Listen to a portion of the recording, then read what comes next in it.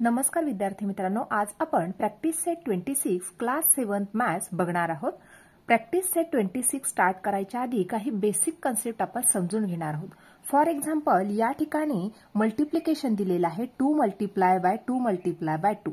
आता या ठिकाणी 2 नंबरचं जे मल्टिप्लिकेशन आहे ते 3 टाइम्स आहे। यालाच आपण या प्रकारे लिहिणार 2 रेज टू पॉवर 3। आता या ठिकाणी 2 रेज टू पॉवर 3 हा जो 2 आहे या 2 लाच आपण म्हणतो बेस आणि 3 जो नंबर आहे त्याला आपण इंडेक्स असे म्हणतो किंवा इंडेक्स म्हणतो किंवा त्याला एक्सपोनंट असे सुद्धा म्हणतो। म्हणजे या ठिकाणी 2 नंबरचं मल्टिप्लिकेशन 3 टाइम होतं 1 2 3 म्हणून 2 रेज टू 3 लिहिलं। आता या ठिकाणी 2 जो नंबर आहे त्याला आपण बेस असे म्हणतो आणि 3 नंबर जो आहे त्याला आपण इंडेक्स किंवा एक्सपोनंट असे म्हणतो। आता याच कन्सेप्टवर डिपेंडंट प्रॅक्टिस सेट 26 आपण सॉल्व्ह करणार आहोत। बघा, आता या ठिकाणी प्रॅक्टिस सेट 26 स्टार्ट करणार आहोत। Question number 1, complete the table. या ठिकाणी सिरियल नंबर दिला आहे, नंतर इंडायसेस आहे, नंतर बेस आहे, इंडेक्स आहे, मल्टिप्लिकेशन फॉर्म आहे आणि त्याची व्हॅल्यू आहे। बघा, फर्स्ट एक्झाम्पल या ठिकाणी सॉल्व्ह करून दिलेला आहे 3 रेज टू पॉवर 4। आता या ठिकाणी 3 जो नंबर आहे तो आहे बेस, 4 जो नंबर आहे ते आहे इंडेक्स। आता यालाच आपण मल्टिप्लिकेशन फॉर्म मध्ये कसं राईट डाऊन करणार, तर 3 multiply by 3 multiply by 3 multiply by 3 म्हणजे 3 नंबर जो आहे त्याचं 4 टाइम्स आपण मल्टिप्लिकेशन करून घेतलं। या मल्टिप्लिकेशनचं जर आपण आन्सर शोधून काढलं तर ते मिळालं आपल्याला 81। बघा, 3 3 जा 9, 9 3 जा 27, 27 3 जा 81। आता सेकंड एक्झाम्पल बघणार आहोत 16 रेज टू 3। आता या ठिकाणी हा जो 16 नंबर आहे तो आहे बेस, नंतर 3 जो नंबर आहे तो आहे इंडेक्स। आता या ठिकाणी आपल्याला मल्टिप्लिकेशन फॉर्म राईट डाऊन करायचा आहे। 16 नंबर जो आहे त्याचं 3 टाइम्स आपल्याला मल्टिप्लिकेशन करायचं आहे। 16 मल्टिप्लाय बाय 16 मल्टिप्लाय बाय 16 अशा प्रकारे आपण या ठिकाणी 3 टाइम्स 16 ला मल्टिप्लाय केलं आहे। आता जर या नंबरचं मल्टिप्लिकेशन केलं, सुरुवातीला 16 मल्टिप्लाय बाय 16 करून घ्यायचं आहे। जे आन्सर येणार त्या आन्सरला पुन्हा 16 ने मल्टिप्लाय करायचं आहे। त्यामुळे जर असं 3 टाइम्स आपण मल्टिप्लिकेशन केलं तर या ठिकाणी आपल्याला आन्सर मिळतं 4096। थर्ड एक्झाम्पल बघणार आहोत।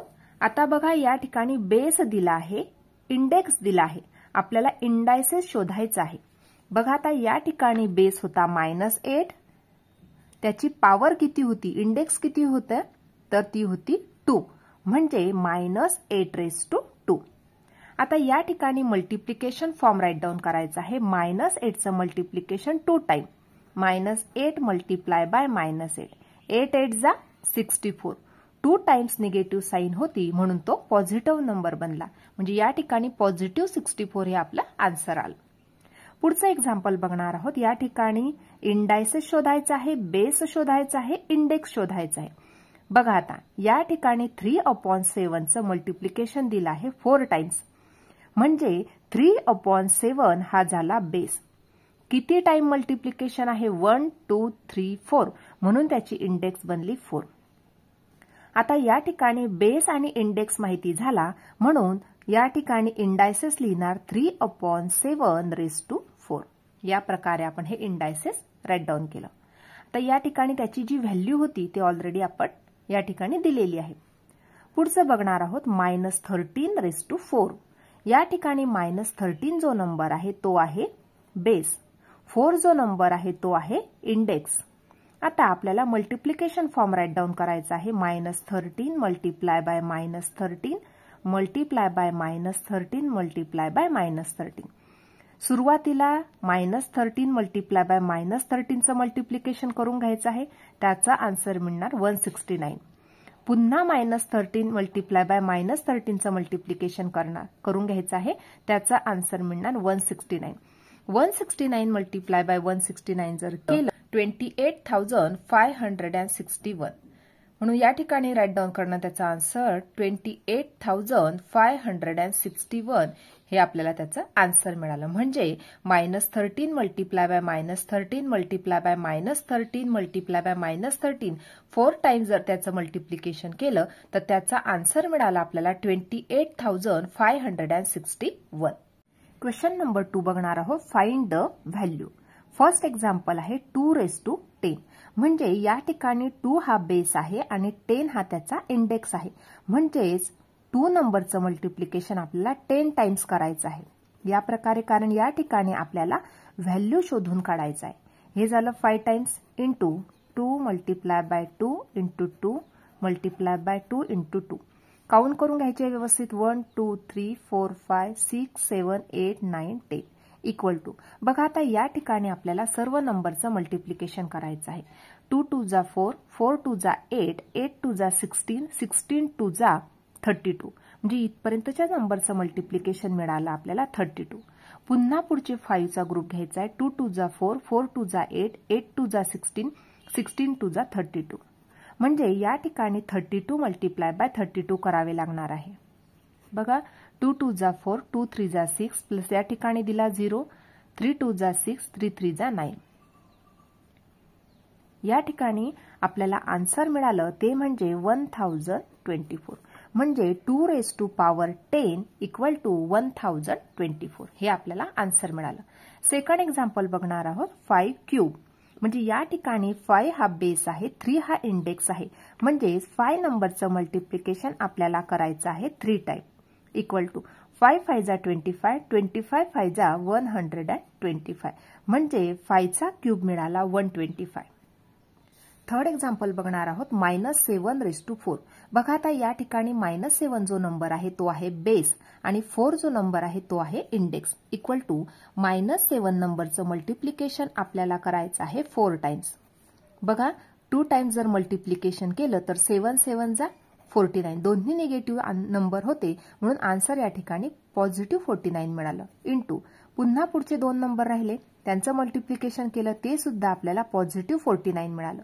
दोन्ही नंबरचं जर मल्टिप्लिकेशन केलं 49 मल्टिप्लाय बाय 49 जर केलं या ठिकाणी आपल्याला आन्सर मिळणार 2401. नेक्स्ट एक्झाम्पल आहे -6⁻3 इक्वल टू -6 नंबरचं मल्टिप्लिकेशन आपल्याला करायचं आहे 3 टाइम्स. बघा हे 2 टाइम्स जर मल्टिप्लिकेशन केलं -6 मल्टिप्लाय बाय -6 केलं तर पॉझिटिव्ह 36 मिळालं इंटू -6. आता या ठिकाणी 1 नंबर निगेटिव्ह आहे म्हणजे आन्सर आपल्याला निगेटिव्ह नंबरच मिळणार आहे. 36 मल्टिप्लाय बाय जर 6 केलं तर 216 परंतु तो निगेटिव्ह नंबर मिळणार आहे कारण या ठिकाणी -6 नंबर निगेटिव्ह होता. पुढचं एक्झाम्पल बघणार आहोत. 9 cube equal to 9 multiply by 9 multiply by 9 equal to 9 9 जा 81 81 मल्टिप्लाय बाय जर 9 केलं तर 729. म्हणजे 9 चा क्यूब मिळाला 729. पुढचं बघणार आहोत 8⁻1. म्हणजे या ठिकाणी आपल्याला 8 ची पॉवर 1 आहे म्हणजे जर 8 चा 1 टाइम्स मल्टिप्लिकेशन म्हणजेच काय तर 8. या ठिकाणी आपल्याला आन्सर मिळालं 8. पुढचं बघणार आहोत 4/5 ब्रॅकेट क्यूब इक्वल टू. आता या ठिकाणी 4/5 हा बेस होता म्हणून 4/5 चं मल्टिप्लिकेशन आपण 3 टाइम्स केलं. 4 4 जा 16 16 4 जा 64 5 5 जा 25 25 5 जा 125. न्यूमरेटरचं मल्टिप्लिकेशन न्यूमरेटरच्या ठिकाणी आणि डिनॉमिनेटरचं डिनॉमिनेटरच्या ठिकाणी. म्हणजे 4/5 ब्रॅकेट क्यूब इक्वल टू 64/125. पुढचं एक्झाम्पल आहे -1/2⁻4. या ठिकाणी -1 नंबरचं जे मल्टिप्लिकेशन आहे ते आपल्याला 4 टाइम्स करायचं आहे. या प्रकारे इक्वल टू पहिल्या 2 नंबरचं मल्टिप्लिकेशन केलं तर आपल्याला पॉझिटिव्ह आन्सर मिळणार आहे कारण या ठिकाणी दोन्ही नंबर निगेटिव्ह आहे. 1 1 जा 1 2 2 जा 4 इंटू पुन्हा या 2 नंबरचं जर मल्टिप्लिकेशन केलं तर 1/4 इक्वल टू 1/16 हे आपल्याला आन्सर मिळालं. म्हणजे 1/2⁻4 याचा आन्सर मिळाला आपल्याला 1/16. अशा प्रकारे आज आपण प्रॅक्टिस सेट 26 पूर्णपणे सोडवून घेतला आहे. आजचा व्हिडिओ कसा वाटला ते नक्की कमेंट करून कळवा आणि व्हिडिओला लाईक शेअर आणि सबस्क्राईब करायला विसरू नका. धन्यवाद.